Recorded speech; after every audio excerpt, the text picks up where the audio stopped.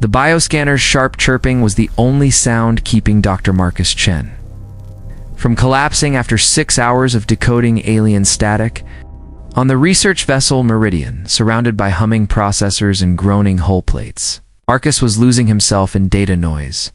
But the call from Medical Bay 7 wasn't about data. It was about something impossible. The escape pod they recovered held a woman unlike any species on record. Hair like burning nebulae, faint glowing skin, and pointed ears that twitched with every vibration. She sat unmoving inside a containment field. Ignoring every medical protocol, Dr. Voss was frantic. Her universal translator malfunctioning so badly, it kept suggesting desert recipes instead of interpreting speech. But Marcus saw something no biomonitor could. Measure loneliness. A hollow ache behind her perfect stillness. When her eyes finally rose to meet his, deep, swirling. Oceanic, the entire room seemed to pause. She reached out with a telepathic flare of blue-white light, instinctively trying to connect, and slammed against the containment field. The psychic feedback knocked her back in pain, and Marcus didn't hesitate. He lowered the field and stepped forward, ignoring Voss's shout of protest. He knelt beside her, voice soft and warm. "It's okay," he whispered. "You're safe here, sweetheart." The words struck her like a star igniting. Her cheeks glowed a deep rose, her ears flushing bright with color. She spoke flawless standard, her voice layered with harmonic undertones no human machine could replicate. "Say it again," she breathed. Her name was Zara, designation 7 of the 43rd Harmonic Convergence. Born into a hive civilization where emotion was a malfunction, affection a contaminant, and individuality a punishable defect, she escaped before they could correct her racing. Everything she was to her.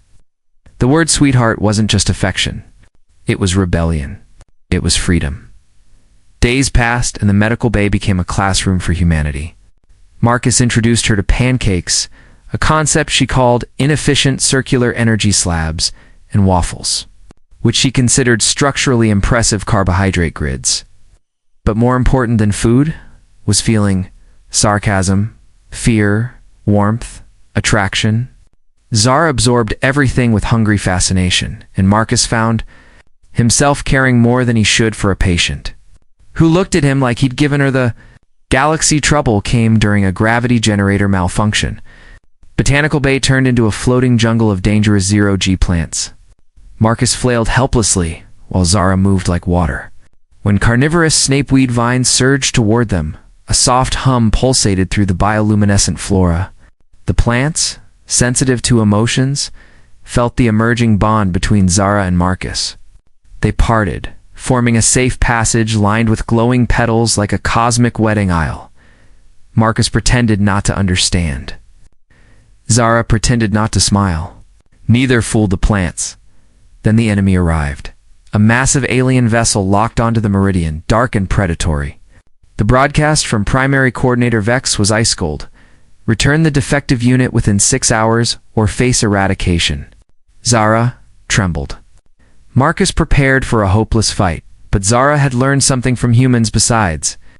Waffles, she learned defiance. She proposed faking her own neural collapse. A medical shutdown so complete she would scan as brain dead, a broken unit unworthy of retrieval. If revival failed, she could wake up empty or not at all. Before the procedure, she memorized Marcus's face like it was the last star in existence. "If I wake without memories," she whispered, "tell me again about the waffles. And that word you said, the one that made everything warm." Her final words before the induced flatline were soft, trembling, brave. "I love you." The alien ship scanned, found only a dead, defective unit, and ordered her body jettisoned. They left satisfied. But humans don't give up their own. The moment the enemy warped away, the crew retrieved the pod. The restoration took 6 hours and 43 agonizing minutes. Marcus paced until his legs shook. Then Zara's neural pattern flickered back. Her eyes opened, confused for a moment, till recognition returned like sunrise.